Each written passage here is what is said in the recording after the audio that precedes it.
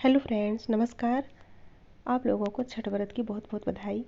आज मैं आप लोगों के लिए छठ व्रत की पौराणिक कथा लेके आई हूँ और इसमें यह भी बताई हूँ कि किस तरह से पूजा की जाती है, पूजा की सामग्री क्या क्या लगता है और इसकी विधि भी अच्छे से बताई हूँ।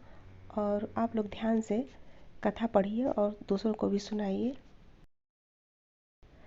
हल छठ की व्रत की सामग्री के बारे में बताने जा रही हूँ कि पूजा के पहले क्या क्या हम लोगों को रखना चाहिए पूजा के समय।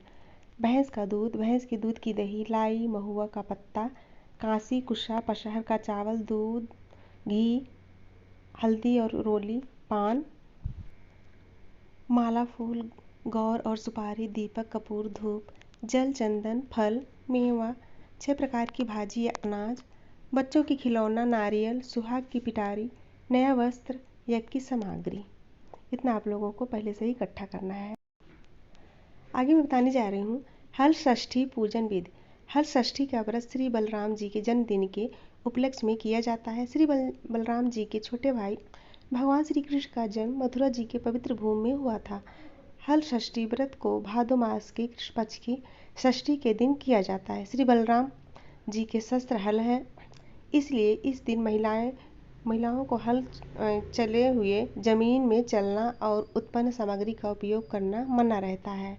यानी कि हम लोगों को, जो महिलाएं व्रत रहती हैं, उनको खेत में नहीं जाना चाहिए जिस खेत में हल चला हो।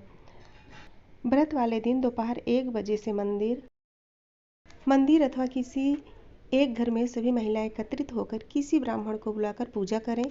यदि ब्राह्मण न मिले तो जहाँ पर महिलाएं एकत्रित हुई वहाँ पर जमीन में गड्ढा खोदकर सगरी बना लें।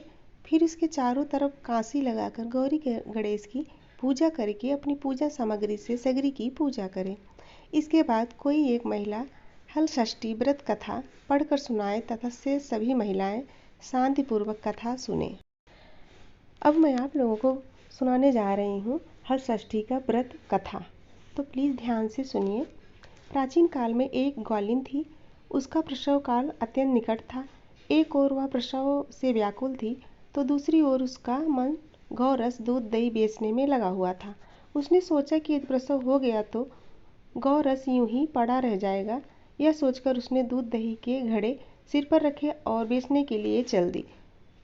किंतु कुछ दूर पहुंचने पर उसे असहनीय प्रसव पीड़ा हुई। वह एक झरबेरी की ओट में चली गई और वहां एक बच्चे को जन्म दिया।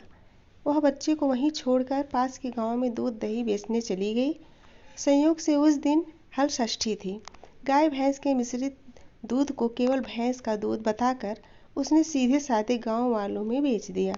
उधर जिस झरबेरी के नीचे उसने बच्चे को छोड़ा था उसके समीप ही खेत में एक किसान हल जोत रहा था। अचानक उसके बैल भड़क उठे और हल का फल शरीर में घुसने से वह बालक मर गया। इस घटना से किसान बहुत दुखी हुआ, फिर भी उसने हिम्मत और धैर्य से काम लिया। उसने झरबेरी के कांटों से ही बच्चे के चीरे हुए पेट में टाँके लगाए और उसे वहीं छोड़कर चला गया। कुछ देर बाद ग्वालिन दूध बेचकर वहां आ पहुंची। बच्चे की ऐसी दशा देखकर उसे समझते देर नहीं लगी कि यह सब उसके पाप की सजा है। वह सोचने लगी कि यदि मैंने झूठ बोलकर गाय का दूध न बेचा होता और गांव की स्त्रियों का धर्म भ्रष्ट न किया होता तो मेरे बच्चे की यह दशा न होती। अतः मुझे लौटकर सब बातें गांव वालों को बताकर प्रायश्चित करना चाहिए।